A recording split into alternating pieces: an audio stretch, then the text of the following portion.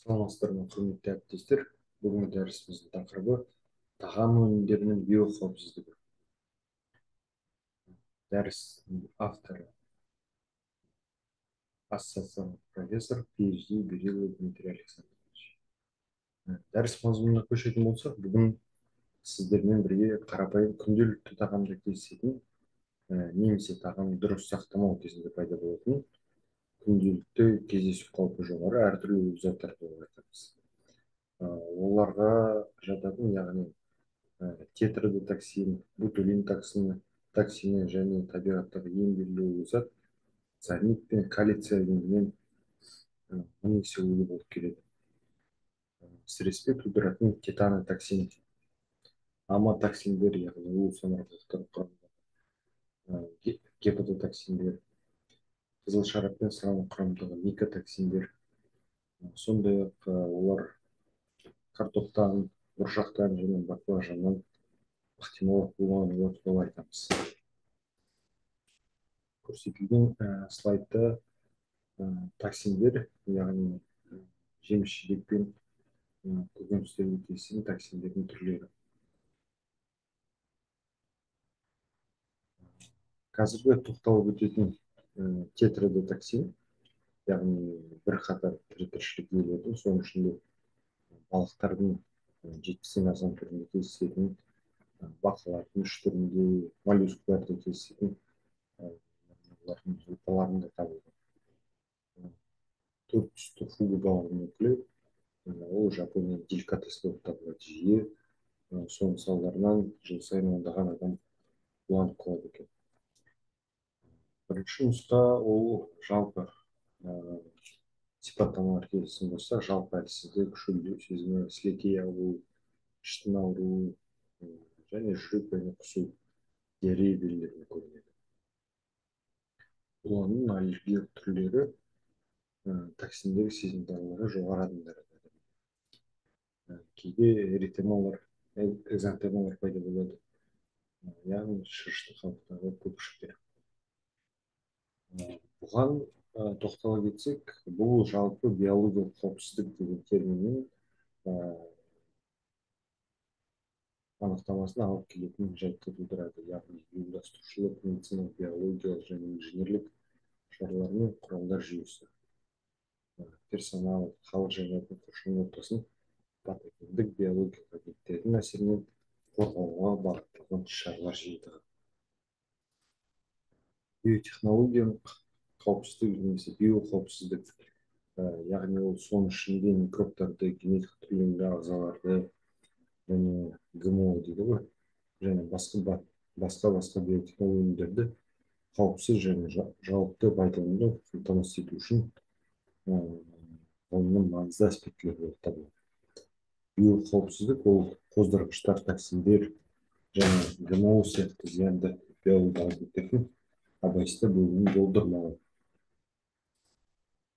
Ұстау деңгейлеріне келетін болсақ, негізгі 4 деңгей болады.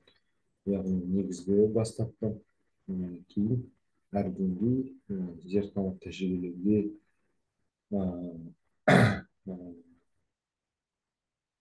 қамтамасыз етілуіне байланысты жұмыс орнында болсын, лаборатория болсын, күрделене түседі. Яғни ол әр жүргізілетін іс-шараның, технологияның, зауыттың негізгі аспектілеріне байланысты күрделенеді. Құралдар, қауіпсіздік шкафтары, бақылауды қолжетімділік, өңдеу, сақтау секілді қағидаларды сақтамауға байланысты. Тетанотоксин, яғни тетанотоксинді немесе кейде оны сіреспе жұқпалы ауруы тудыратын анаэробты споры, яғни Clostridium tetani бактериялар шығарады. Ол екі суббірліктен тұрады, вирус және қызған кезде тұрақсыз болып келеді. Өлімге әкелетін дозасы бар, яғни ол жануар салмағына шалатын болсақ, 2-1 6 миллиграмм деңгей шамасында, ал адамдар үшін ол 0,2-0,3 миллиграмм деңгейінде. Ботулизм бұл жиі кездесетін аурулардың бірі жүйке жүйесі зақымдануы және босшырлықты паралич тегіс бұлшықеттердің зақымдануы жүретін ауру. Яғни негізгі белгісі ол нейротоксинге байланысты дамиды. Ол кластридиум ботулини бактерияларынан бөлінетін ауыздар токсик инфекциялық ауру болып табылады. Яғни сапрофиттер табиғатта көздеріне келетін болса, ол топырақ, көлдер, тұнбалары, тоғандар, тоғайлар және шіріген қалдықтар жануарлар өсімдік. Тағамдық таралу фактілеріне келетін болсақ, негізі ол әрине біз білетін консервіленген саңырауқұлақтар, көкөністер, баклажан және тағы басқа жемістер кейде. Сонымен қатар үй жағдайынан дайындалатын сүр еттер, колбаса, шұжық, шошқаның сүрленген майы, осындай тағамдарда жиі кездесетін аурудың көзі болып табылады. Ең әрине ережелеріне байланысты ол өнеркәсіп консервіленген заттар қолдану, автоклав қысымды датчик егерде үй жағдайында қолданатын болса, және де шикізаттың сапасын бақылау. Яғни сол дайындалатын консервілер болсын, завод жағынан түсіретін бір тағамдар болсын, алдын ала қолданылған шикізаттың сапасын бақылау керек. Қауіпсіздік шараларына келетін болсақ, әрине ол көкөністерді, етті герметикалық жабылған банкалар сақтамау керек. Яғни үй жағдайындағы егер де жасалатын заттар болса, асептик және антисептик ережені сақтай отырып қолдану. Егер де сіз басқа жерден алатын болсақ, әрине бұл заттарды жиі қолданбай отырсыз. Қауіпсіздік шараларына енді ботулотоксин, яғни ол ботулотоксин деген сол баяғы кластридия ботулинінің негізі 8 серия болып тұрды. A, B, C деген секілді ол патогендігіне байланысты жіктелген формула. Ботулотоксин жалпы белгілері ең күшті бактериялық улы заттардың бірі болып табылады. Кейде жартылай өлімге де алып келуі мүмкін. 1 нанограмм килограммға өлімге жартылай өлімге әкелетін дозаны құрайды. Қайнаған кезде ол 20 минут ішінде жойылады. Пепсин тризилге өте төзімді, pH 8-ден жоғары, ас түсінің жоғары, және осындай асқазан ішек жолдарында ол тіпті де жойылмайды.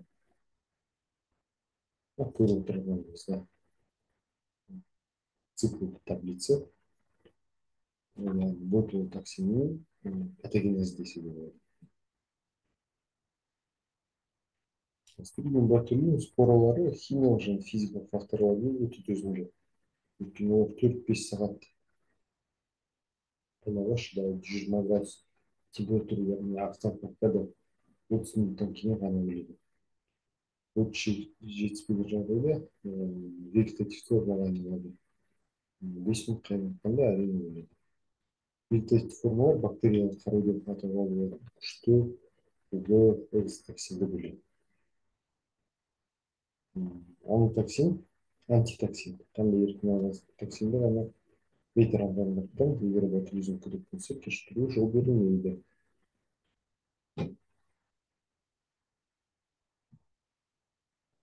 Алдын алып келген болсақ, әрине үй жағдайында жасалған қабылдықтардың абай болу, тасымалдауға және сақтауға, централдық сақтау қалалары сақтауға бағытталған үйде немесе жұмыста ас-үй консервілеу режимдерін сақтау. Термиялық өңдеу, әрине бұл негізгі сақтану дәрежелері десек болады. Клиникасына келетін болсақ, әрине инкубация кезеңі өте жиі қарқынды дамиды, оның негізгі себепті. Клиникалық көрінісі негізі 3 синдромнан тұрады. Сал ауруы, паралич синдромы, асқазан ішек және токсикация. Ауру қалыпты немесе төмен температура фонында жедел басталады. аналитикалық сынауға көстері кейде көру бұзылыстары жұтынудың бұзылуы фонацияның бұзылуы жатырады. Жалпы бұлшық еттер синдромына келуі мүмкін. Сонымен қатар гемодинамикалық өзгерістер, денсаулық бұзылыстары, көру органдары бұзылған кездесіп, көз алдында тұман, тор, шыбындардың жарқырауы,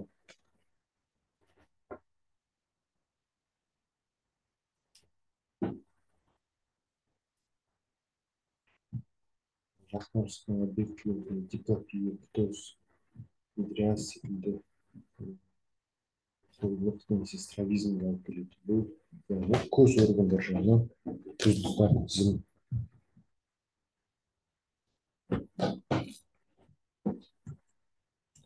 Суретті көріп отырғанымызда ботулизм яғни мынау птоз қабақтың түсуі дамиды. Мынау анизакария яғни кеңейіп кетуі. Кейде бір жағында болады, ондай суретте анизакария. Жұтылу бұзылыстары. Яғни ол ауыз қуысының жұтқыншақтың шырышты қабатының құрғауы, фарингеальді бұлшықеттердің күйінуі, құсу рефлексінің болмауы. Дауыс әлсіреп кетеді, дыбыссыздық, афония немесе толық дауыс жоғалып кетуі мүмкін. Жалпы бұлшықет әлсіздігі синдромы, яғни науқас мойын бұлшықеттердің күйінуіне байланысты басын тіктеуге ұстай алмайды. Және қолдарымен тірейді, құсу рефлексі жоғалады. Денсаулық бұзылыстары болуы мүмкін. Ентігу, тұншығу, асфиксия, дауыс ырғағының бұзылыстары. Гемодинамикалық өзгерістер келетін болса, олардың бозару цианоз, тахикардия, жүрек соғысының жиілеуі, гипотония, қан қысымының төмендеуі және жүрек домбарының тұйықтауы.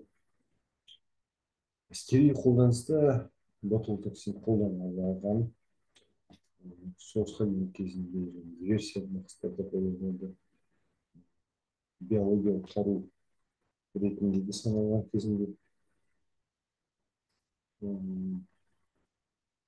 Әрине кейбір қарулы күштерде бұл әлі де бар, әлі де қолданыс тарапынан. Егер де біз нациялық ережеге келетін болсақ, әрине жастандыру, гипертония қарастырылады. Қою аэрозол түрінде ең қауіпті сепитоксин көздің және жоғары мөлшерлері жұрт қаржының жақсы өтеді. Келесі тетан-токсин, яғни тетан-токсинді жауынгерлік қолдану екі талай. Бұл зат тек ықтимал вирусология ретінде қарастырылуы мүмкін. ақш денсаулық сақтау халыққа қызмет көрсету департаменті көрсеткендей, бірер жылдар бұрын ақш-та денсаулық сақтау министрлігі және халықтық қызмет көрсету департаменті Францискадағы зерттеу мекемесінен весте ботулин токсинін шығарады. Жапон ортауы болмағанымен токсиннің кездесіп өтіміне қатысты алынған токсин. Үйде консерлеу жағдайы ботулизм ауру, үйде консерлеу жағдайы дайындамау, кең қолданысқа салмау, мейрамханада ластануы мүмкін. Жалпы бұл ережелер жалпы гигиена сақтығын қамтамасыз етуді талап етеді. Келесі слайдымыз сол биотехнология қауіпсіздік, яғни биологиялық қауіпсіздік және биологиялық агенттігі жаңалыққа және биотеррориз секілді заңды мақсаттарда қолдануды тиімді.